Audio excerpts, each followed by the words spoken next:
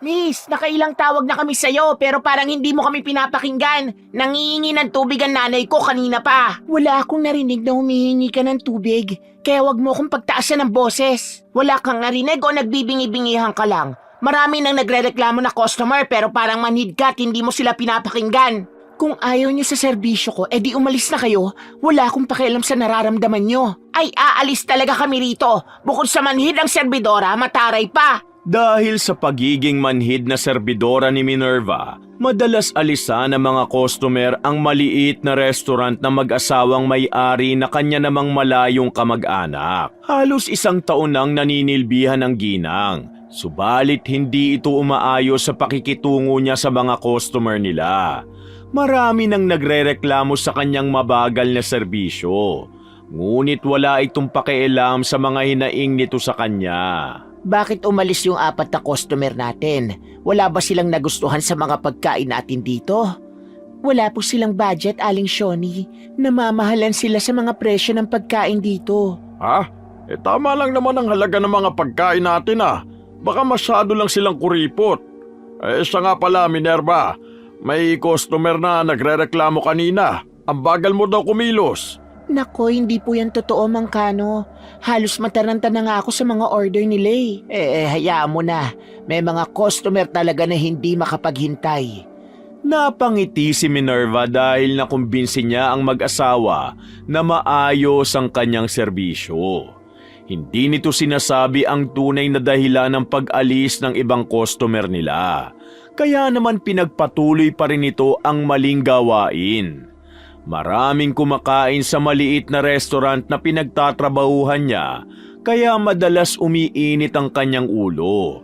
Binabagalan na lamang nito ang kanyang kilos para magsilayasan na lang ang mga ito. Tinatamad kasi siyang pagsilbihan ng maraming tao sa kainan nila. Bakit ang tagal naman ng order namin? Halos 1 oras na kami naghihintay rito May lakad po ba at nagmamadali kayo? Wala. Pero kaya nga kami nagpunta rito para maibsan na ang gutom namin. Ang kaso, ang bagal na serbisyo mo. May isang customer pa rin nagrereklamo na sa'yo. Kaso manhid ka at hindi mo iniintindi ang mga hinaing nila. Umalis na kayo kung hindi nyo kaya maghintay ng order nyo. Anong akala nyo? Kayo lang ang pinagsisilbihan ko? Ang sama pala ng ugali na serbidora dito. Wala kang pakialam at manhid ka sa mga kumakalam na sikmura ng mga customer nyo. Makaalis na nga lang kami rito. Galit na umalis ang lalaking customer kasama ang pamilya nito. Hindi nila nagustuhan ang serbisyo sa kanila ng manhid na serbidora. Sa paglabas ng mga ito sa restaurant, sinundan pa ito ng ibang kumakain na kanina pa nagrereklamo. Ngunit hindi ito pinakikinggan ni Minerva.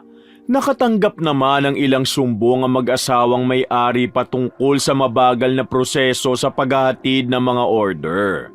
Kaya naman nagpasya mga ito na maghanap pa ng isang trabahador. Subalit na natiling bakante ang posisyon na yon. Wala pa rin bang nag-a-apply na serbidora sa atin? Patuloy pa rin kasi ang masamang feedback sa restaurant natin at hindi ito maganda. Bakit po kasi naghahanap pa kayo? Kaya ko naman mag-isa ang trabaho. Kung ganon, bakit may mga nagrereklamo na sobrang tagal daw na serbisyo mo? Umaabot daw sila na 1 oras bago mo makuha ang order nila Ano ba kasing ginagawa mo? Hindi po yan totoo. Masyado lang ho sila nagmamadali. Nalilipasan na nga po ako ng gutom dahil mas inuuna ko sila. Alam kong nahihirapan ka na sa mga gawain dito. Kaya sa tingin ko kailangan mo na ng katuwang sa trabahong ito. Pagbutihin mo pa ang pagsisilbi mo sa kanila para hindi tayo inaalisan ng mga customer. Ginagawa ko naman po ang trabaho ko, Aling Shoni. O siya, bumalik ka na sa gawain mo at dumarami na mga customer. Nakasimangot na lumabas si Minerva sa office room ng kanyang mga amo at bumungad agad sa kanya ang pagtaas ng kamay ng isang matandang babae. Sa unay hindi niya ito pinansin at binaliwala ang pagtawag nito sa kanya. Ngunit tumayo na ang lola at lumapit ito. Tinaasan niya naman ito ng kilay. Iha, hindi mo ba ako naririnig? Kanina pa kasi kita tinatawag Medyo namamaos na nga ang boses ko. Ano bang kakainin nyo? May pera ba kayo? Pwede ko bang mahiram ang menu nyo? Nagugutom na kasi ang asawa ko kaya dito na lang kami kakain. Ito ho ang menu namin. Bumalik na kayo sa upuan nyo at pupunta na lang po ako ron. Inabot ni Minerva ang kanilang menu at bumalik naman sa upuan niya ang matandang babae. Tinignan nito ang mga nakalatag na mga putahe at nagulat sila ng kanyang asawa sa mga presyo nito. May kamahalan kasi ang mga halaga ng mga pagkain doon. Natagalan sa pagpili ang lola, kaya naman nilapitan na ito ng serbidora para kunin na ang listahan. Ang mahal naman ng mga presyo ng pagkain dito. Sa iba na lang tayo kumain, Birang. Ano ka ba, Adolfo? Ito lang ang malapit na kainan sa atin at alam kong nagugutom ka na rin. Saka minsan lang naman tayo kakain sa mga ganito eh. Pagbigyan mo na ako. Kukunin ko na ho ang menu. Mukhang hindi naman kayo order eh. Kanina nyo pa yung tinitignan kaso mukhang wala naman kayong pambili. Hindi naman sa ganon. Sa kami napili na kaming putahe. Bigyan mo kami nitong rellenong bangus na unlimited rice. Tag-isang order lang kami tapos tubig lang ang iinumin namin. Ang tagal niyong hawak ang menu tapos ito lang palang kakainin nyo? Kainis, makaalis na nga. Pagsusungit pa ni Minerva sa mag-asawang matanda, sabay iwan sa mga ito. Halos 2 oras namang naghintay ang mga ito sa kanyang pagbabalik. Ngunit kumakalam na ang mga sikmura nito, wala pa rin ang kanilang pagkain. Naiinip na rin si Nanay Birang, kaya naman muli nitong nilapitan ang tamad na serbidora upang kumustahin ang estado ng kanilang order. Iha, kumusta na ang order namin? Magdadalawang oras na kasi wala pa. Saka nagugutom na rin ang asawa ko. Nasa proseso pa ho ang order nyo, pero kung hindi kayo makapaghintay, pwede namang umalis na lang kayo. Ha? Pasensya ka na. Sige, maghihintay pa kami. Nagmamadali pa? Akala mo naman napakaraming in-order. Pabulong pang sabi ni Minerva at pinalampas na lamang ni Nanay Birang ang maling pagtrato sa kanila ng tamad na serbidora. Naghintay pa ang mga ito ng halos kalahating oras at ilang sandali pa'y bumalik na si Minerva sa matandang mag-asawa. Ngunit maling putahe ang binigay niya rito. Labis namang nadismaya ang lolang customer at nagawa na nitong magreklamo. Hindi naman ito ang order namin, pero bakit ito ang dumating? Halos magtatatlong oras kaming naghintay tapos maling pagkain lang ang ibibigay mo. Anong mali? Ito naman talagang order nyo. Baka naman nagre-reklamo lang kayo dahil wala talaga kayong pambayad. Rellenong bangus ang order namin at hindi ang malalaking hipon na yan. Hindi pwedeng kumain ng asawa ko niyan dahil may allergy siya sa ganyang pagkain. Nagsisinungaling pa kayo, Lola? Ako ang palalabasin yung nagkamali para sa ganun hindi kayo makapagbayad? Umalis na nga lang kayo dahil bawal ang walang pera dito. Kanina pa ako nagtitimpi sa'yo. Alam mo naman na gutom na ang asawa ko at matagal kami naghintay sa pagkain namin. Pero manhid ka at tamad. Wala ka man lang pakiramdam. Pwede ba wag niyo akong pagtaasan ng boses kung ayaw niyo malintikan kay sa akin? Palibhasa mga matatanda na kayo at makakalimutin. Hindi ako nagkamali sa binigay na order sa inyo. Kung hindi niyo afford ang mga pagkain dito, umalis na kayo. Mga pulube, hindi maganda ang pag-uugali mo. Tamad at walang galang na serbidora. Humanda ka dahil hahatulang ka ng matinding pagdurusa. Tumingin ng masama si Nanay Birang sa tamad na serbidora. Bago siya umalis, ay nagawa niya pang hatakin ang buhok nito at kumuha siya ng ilang hibla. Samantalang si Minerva ay wala man lang naramdaman na takot sa sinabi ng matanda at pinagsawalang bahala niya na lamang ito. Ang maling gawain niya ay pinagpatuloy niya lang. Hanggang isang umaga, gumising na lamang siya na may masamang pakiramdam at puno ng pantal ang katawan. Hindi sana siya papasok sa trabaho ng araw na yun, ngunit tinawagan siya ni Aling Shoni at sinabi na maraming tao sa kainan. Kailangan ng tulong niya ron kaya napilitan na lamang siyang pumunta sa restaurant. Oh, saan ka pupunta? Akala ko ba masama ang pakiramdam mo? Kailangan ako sa restaurant ngayon. Wala naman kasing ibang serbidora ron kundi ako lang. Magluto ka naman ng pagkain natin mamaya oh. Huwag niyo na akong hintayin pang umuwi ah. Pagod na nga ako sa trabaho, ako pang aasahan yung kumilos. Bili ni Minerva bago ito pumasok sa trabaho. Masama man ang kanyang pakiramdam, ipinagpatuloy pa rin niya ang kanyang gawain sa restaurant. Habang kinukuha niya naman ang mga order ng customer nila, nakaramdam siya ng matinding pananakit sa tiyan. Hindi siya makapag-asikaso ng maayos sa mga kumakain dahil pabalik-balik lang siya sa banyo. Napansin naman ito ng kanyang lalaking amo. Oh, ayos ka lang ba, Minerva? Kanina ka pa pabalik-balik sa banyo ah. Nahihilo na ako sa'yo. Sumasakit po kasi ang tiyan ko ngayon, Mang Kano. Ganun ba? Umuwi ka na lang muna at magpahinga. Ang kaso daming tao ngayon sa restaurant. Bibigyan na lang kita ng pambili ng gamot para maibsan yan sakit ng tiyan mo. Salamat po, Mang Kano. Nagtungo na lamang si Minerva sa butika upang bumili ng kanyang gamot. Nawala naman ang pananakit ng kanyang tiyan matapos makainom ng panglunas. Bumalik din ito agad sa gawain at tulad ng inaasahan, hindi pa rin maayos ang serbisyo nito sa mga customer. Halos araw-araw na lang may nagrereklamo sa trabaho niya. Ay, miss, kanina pa kami nakaupo rito ng mga kaibigan ko. Hindi mo man lang ba kami aabutan ng menu at asikasuhin? Hindi lang kayong customer namin, kaya matuto kayo maghintay. Masyado kayo apurada. Totoo pa lang sabi nila na masungit at tamad ang serbidora dito. Hindi man lang makaramdam sa gutom ng mga customer nila. Nagmamadali kasi kayo. Bakit ba marami kayong kakain dito? May pera ba kayong pambayad? Hindi kami kakain dito kung hindi namin afford ang mga nasa menu nyo.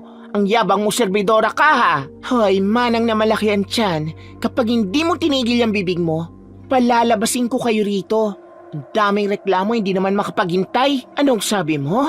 Sumusobra na yung bunganga mo.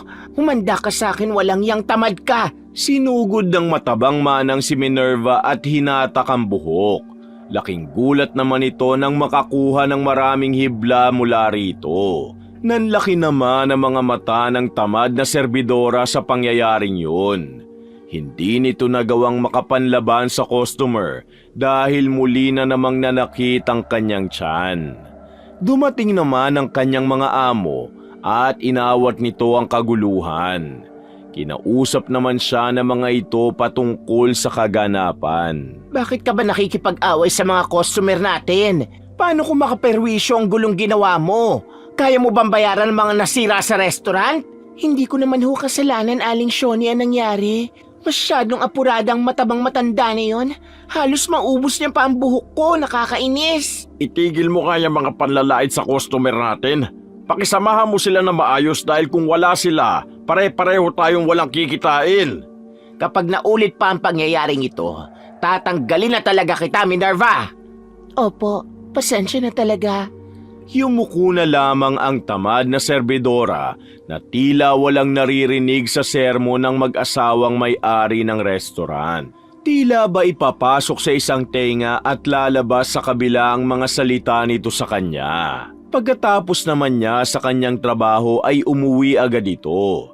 Naabutan niya naman ang batugang asawang natutulog lang at hindi pa rin nakakapagluto ng kanilang makakain. Dumating naman ang kanyang anak na halos kauuwi lang din galing paaralan. Galit nitong ginising ang kapareha at inutusan na mag-asikaso na ng kanilang hapunan. Hoy, buwisit ka! Gumising ka na nga dyan! Anong oras na pero wala pa rin tayong pagkain? Bakit ba ang ingay mo? Natutulog ang tao eh. Ano bang problema mo?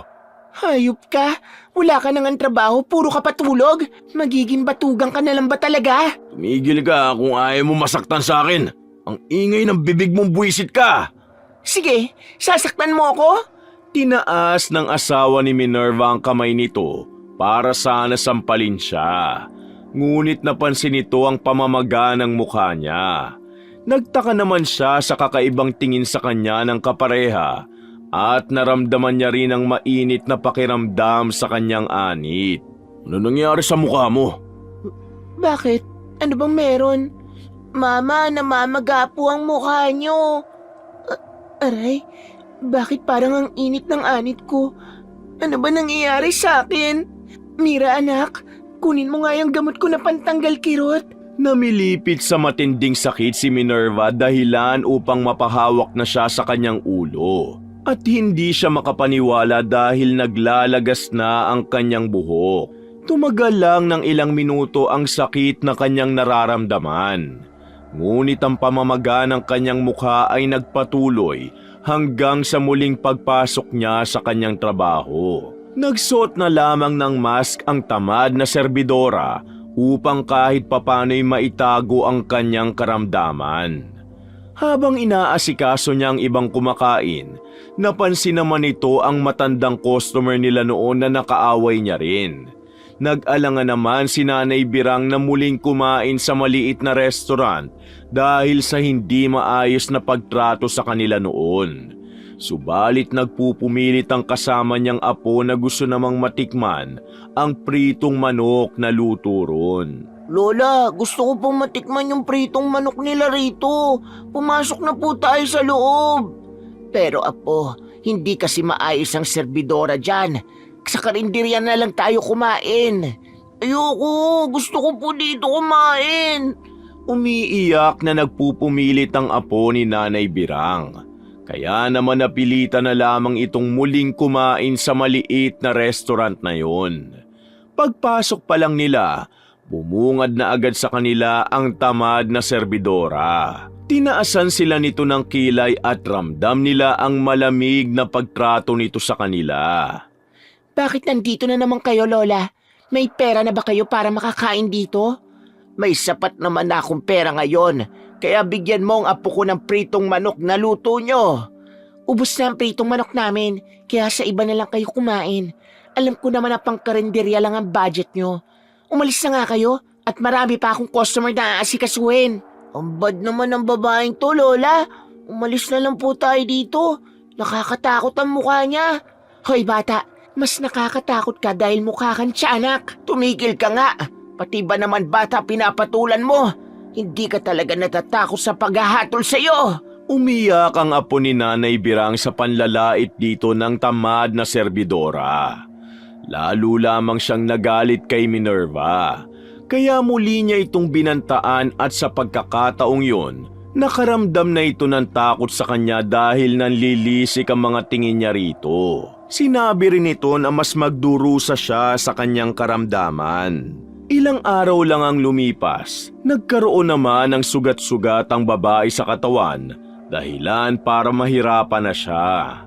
Bagamat ganun ang kanyang karamdaman, pinagpatuloy niya pa rin ang kanyang pagtatrabaho.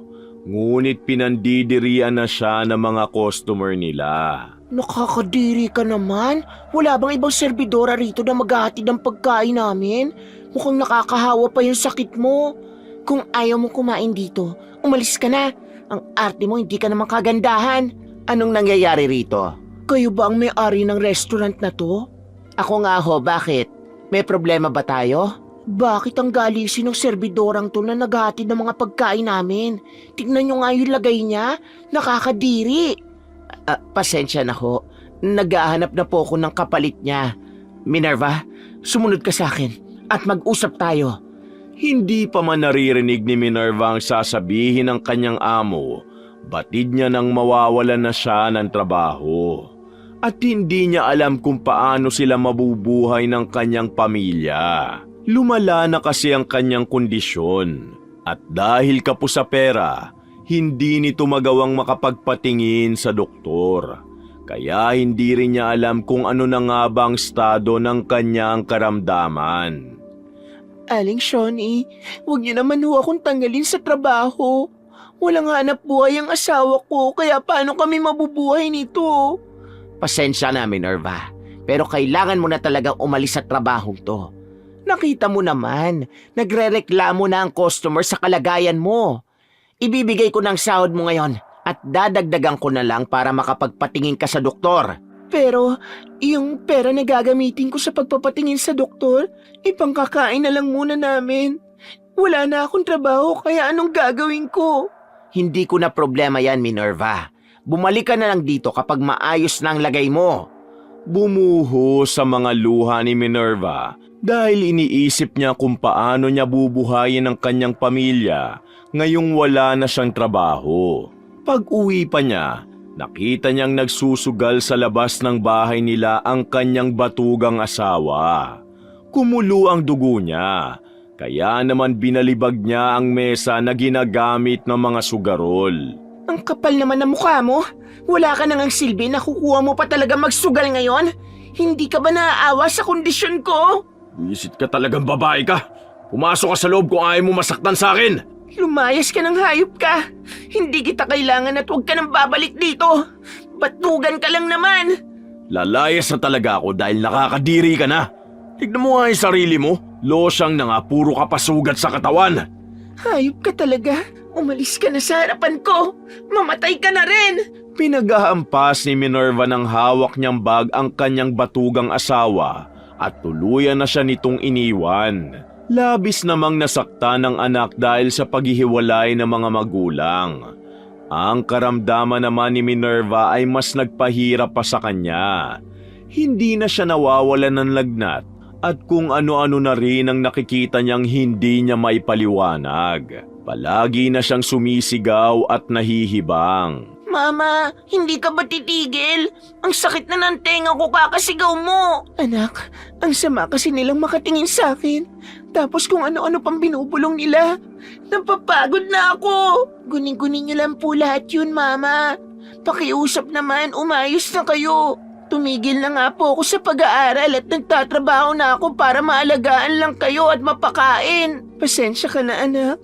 Hindi ko na rin kasi alam ang nangyayari sa akin. Gusto ko na talagang gumaling, pero paano? Humagulgol sa pag-iyak si Minerva at niyakap na lamang ito ng kanyang anak. Sa kabila ng hirap na kanyang pinagdaraanan, hindi naman siya iniwan ito. Lumipas pa ang 1 buwan at ang mga sugat niya ay halos sumakop na sa buong katawan niya. May isang kapitbahay naman ang nagmalasakit sa kanya at nagdala ng albularyo sa kanilang bahay. Diyos ko, malakas na nilalang abay gawa nito sa'yo. Hindi ko kakayanin ang karunungan niya. Hindi niyo ba ako mapapagaling? Nahihirapan na talaga ako. Kaya nakikiusap akong tulungan niyo naman ako. Pasensya ka na, wala akong kakayahan na gamutin ka. Pero sa pamamagitan ng alum na ito, malalaman natin kung sino may gawa nito sa'yo. Tinunaw ng albularyo sa apoy ang alum na hawak niya at pinatulo nito sa tubig. Isang matandang babae ang lumabas sa imahe. Sinabi ng manggagamot na may matindi itong galit sa tamad na serbidora. Isang tao lang ang sumagi sa isipan ni Minerva at yun ay walang iba kundi si Nanay Birang. Sa galit naman niya, nagtungo siya sa restaurant kung saan siya nagtatrabaho. Nalaman niya kasi kay Aling Sioning kumakain na ulit ang lolang customer sa restaurant na mga ito. Hindi na kasi siyang nagsisilbi ron sa mga kumakain. Nang makita niya ito sa loob ng maliit na kainan, agad niya itong inatake. Hoy, mangkukulam na matanda. Hayop ka? Bakit mo ako binigyan ng karamdaman? Ano bang nagawa ko sa'yo? Ano bang sinasabi mo? Bakit bumalik ka pa rito? Nagmamaang-maangan ka pang buwisit ka? Alam ko na ikaw ang nagbigay sa akin ng sumpa. Kaya humanda ka sa akin. Ano bang nangyayari rito? Birang, totoo ba? Na ginagamit mo na naman ang karunungan mo? Yang asawa niyo ho may gawa nito sa akin. Kaya malilintigan siya ngayon. Sinakta ni Minerva ang matandang babae dahilan upang lumikha ito ng isang malaking kaguluhan. Nang dahil sa pangyayaring yun, inatake sa puso ang asawa ni Nanay Birang na si Tatay Dolfo. Binawian ito ng buhay kaya naman mas tumindi pa ang pagkasuklam nito sa tamad na serbidora. Ang pagkulog ng kalangitan, ang senyales na sukdulan na ang galit nito. Napakasama mo talagang babae ka. Hindi kita mapapatawad. Hanggang sa huling hininga mo, magdurusa ka. Mali ka, dahil pareho tayo magdurusa sa sakit. Wala akong pinagsisisihan sa ginawa ko sa inyo. Mamatay ka na. Kinasusok lamang kitang hayop ka. May diin na pagkakasabi ng matanda at pinakita nito ang labis na kanyang galit. Nagpahirap naman sa kanyang kalooban ang pagkamatay ng asawa. Hindi nito matanggap ang kalabisan na ginawa sa kanya ng tamad na serbidora. Nang maiburol naman ang kapareha ni Nanay Birang, nagtungo si Minerva sa lamay nito. Kahit na maluba na ang karamdaman, hindi niya tinigilan ang lolang mangkukulam. Alisin niyo ang sumpa sa akin dahil hindi ko kayo titigilan. Bilib talaga ako sa lakas ng loob mong hayop kang babae ka. Talagang nagawa mo pang pumunta sa burol ng asawa ko. Hindi ko kayo titigilan hanggat hindi niyo inaalis ang karamdaman ko. Kung maghihirap man ako, sisiguraduhin ko naman na magdurusa rin kayo. Hindi ko aalisin ang sumpa sa'yo hanggang mamatay ka. Ganon ha? Buwisit ka talagang matanda ka. Pumulot ng bato si Minerva at hinagis nito ang matanda. Natamaan ito sa ulo. Sukdulan na ang kanyang kasamaan. Nagawa naman siyang pigilan at palayasin ng mga kapitbahay ni Nanay Birang. Ang kanyang karamdaman ay mas pinaigting pa ng mangkukulam. Mama, nauubos na po ang buhok nyo. Ano po ba talaga nangyayari sa inyo? Hindi ako titigil hanggat hindi ako nakakaganti sa matandang yon. Kung mamatay man ako, sisiguraduhin ko magdurusa rin siya sa matinding sakit. Huwag na po kasi kayong gumawa ng kasalanan sa kapwa nyo. Tumigil na kayo, Mama. Kung ayaw niyong pati ako, mawala na rin sa inyo. Galit na sabi ng anak ni Minerva at tinigil nito ang panggagamot sa kanyang mga sugat. Wala namang balak ang tamad na serbidora na tigilan ng matanda. Nagtutungo pa rin siya sa bahay nito para manggulo. Pinagbabato niya ang tirahan nito at nagsisigaw sa labas. Sa galit ni Nanay Birang, hinarap niya ito. Hindi ka ba talaga titigil, babae ka? May karamdaman ka na nga, nagagawa mo pa rin mga hamak ng tao. Hindi kita titigilan hanggat hindi mo inaalis ang sumpa sa akin. Siguro umaasa kayo, no? Na manghihingi ako ng kapatawaran? Huwag ka nang umasa dahil hindi yun mangyayari. Talagang matigas ka. Sige, guluhin mo ko hanggat may buhay ka pa. Hindi rin ako magsisisi na mapatay ka. Hinayaan na lang ni Nanay Birang ang tamad na serbidora at pinagsarhan niya na lamang ito ng pintuan. Sumigaw naman ng malakas si Minerva kasabay ang pagbuhos ng ulan. Wala itong nagawa kundi umuwi na lamang at muli na naman siyang nakaramdam ng matinding sakit. Ramdam niya na parang binubuka ang kanyang mga sugat. Labis namang nag-alala ang kanyang anak at sinabi nito na dadali na siya sa ospital. Aray, hindi ko na kaya ang sakit. Buwisit talagang matanda yun. Saan na naman po kasi kayo nagpunta? Bakit hindi na lang kayo magpahinga rito? Tumigil ka. Kung napapagod ka na sa pag-aalaga sa akin, lumayas ka na rin. Pareho lang kayo ng ama mo. Nag-aalala lang naman po ko sa inyo, Mama. Kung magpunta na lang kaya tayo sa ospital. Bakit? May pera ba tayo? Wala nga tayong sinaing ngayon. Aray, ang sakit na talaga. Kung subukan niyo po kaya mangutang sa pinagtatrabahuhan niyo, kahit malayong kamag-anak lang sila, pwede pa rin kayong humingi ng tulong sa kanila. Napaisip si Minerva sa suwestyon ng kanyang anak. Kaya naman nang medyo humupa ang sakit na nararamdaman niya, nagtungo siya sa restaurant na pinagtatrabahuhan niya para humingi ng tulong kay Aling Shoni at Mang Kano. Ngunit hindi siya pinapasok ng mga ito sa loob at sa labas na lamang siya kinausap. Nangangamba kasi ang mag-asawa na kapag nakita ng mga customer nila ang lagay ng tamad na serbidora, mawawala ng ganang kumain ang mga ito. Bakit ka nagpunta rito? Hindi pa maayos ang lagay mo. Aling Shoni, nakikiusap ako. Pahiramin niyo naman ako ng pera. Kailangan ko na talaga magpatingin sa ospital. Naku, pasensya ka na, Minerva. dahil wala rin kami ipapahiram sa'yo. Umalis ka na at baka makahawa ka pa ng sakit mong yan. Parang hindi niyo naman ako kamag-anak. Magbabayad naman ako sa inyo, kaya pahiramin niyo na ako. Ito, 500. Kahit hindi mo na yan bayaran, umalis ka na rito, nakikiusap ako. Kinuha na lamang ni Minerva ang 500 na binigay sa kanya ng mag-asawa at sinubukan niya ng magpatingin. Nagtungo siya sa ospital kasama ang kanyang anak.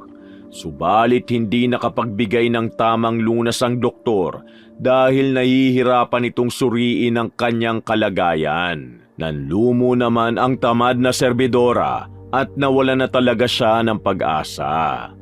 Bigo silang umuwi at sa hindi inaasahang pagkakataon, nakita nila ang kanyang batugan na asawa na may bago ng babae. Nakatanggap pa siya rito ng matinding pangiinsulto, dahilan para mapagbuhatan niya ito ng kamay. Ngunit nagawa siya nitong itulak. Ramdam niya na parang may batong nakadagan sa likuran niya at bumuhos na lamang ang mga luha niya. Nagtagal pa ng ilang linggo ang kanyang buhay, ngunit alam niyang hindi na rin siya magtatagal. Sa kabila ng kanyang dinaranas, hindi niya talaga nagawang humingi ng tawad sa matanda at nanatili siyang matigas at pinanindigan ang galit niya rito. Mama, hindi po ba talaga kayo hihingi ng tawad sa matandang yon? Paano kung iniintay niya na lang na magsisi ka? Tumigil ka nga, Mira. Bakit ako hihingi ng tawad sa matandang hukluba na yon? Wala akong ginawang kasalanan at mas gugustuhin ko na lang na mamatay kaysa hingi ng kapatawaran niya. Matigas talaga ang puso niyo kaya iniwan kayo ni Papa eh. Bahala na nga kayo sa buhay niyo. Nangingilid ang luha sa mga mata ng anak ni Minerva at hindi na rin ito kinakaya na nakikita siyang nahihirapan. Lingid sa kanyang kaalaman, naglakas loob ito na humingi ng kapatawaran sa matanda para sa kanya. Kayo po ba si Nanay Birang? Oo, bakit? May kailangan ka ba? Luluhod po ako sa harapan niyo at hingi ng kapatawaran para sa mama ko. Maawa po kayo sa kanya. Alisin niyo na po ang sumpa. Saka ayoko rin pong mawala ng ina. Nakikiusap ako. Tanggalin niyo na ang karamdaman niya. Tumayo ka dyan. Dahil kahit anong pagmamakaawa mo, hindi ko babawiin ang sumpang binigay ko sa kanya. Namatay ang asawa ko dahil sa kasamaan niya.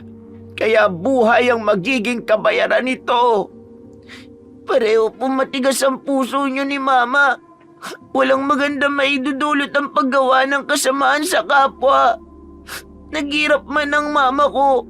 Alam ko na nagdurusa rin kayo sa matinding kalungkutan. Hindi niyo nagagawang sumaya dahil sa galit ng puso niyo. Umalis ka na! Tumago sa puso ni Nanay Birang ang mga sinabi sa kanya ng anak ng tamad na serbidora. Subalit nanindigan din ito sa galit niya kay Minerva. Pagka-uwi naman ni Mira sa kanilang bahay, bumuhos ang kanyang mga luha dahil batid niyang binawian na ng buhay ang kanyang ina.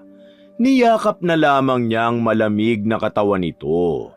Nang maiburol naman ang katawan ng kanyang ina, nagtungo ang matandang mangkukulam. Bakit po kayo nandito? Sinigurado niyo po ba napatay na ang mama ko? Labis po siyang naghirap hanggang sa huling hininga niya. Hindi pa po ba sapat yun? Kung hindi lang sana naging kalabisan ang kasamaan niya, hindi ito magyayari sa kanya. Ang sakit na dulot ng kanyang ginawa ay walang kapatawaran. Biktima lang din ako na naghahangad ng katarungan sa buhay na kinuha ng nanay mo. Umalis na po kayo sa burol ng mama ko. Wala rin kapatawaran ang ginawa niyo sa kanya. Pero hindi po ako katulad niyo na nagtatanim ng matinding galit sa puso.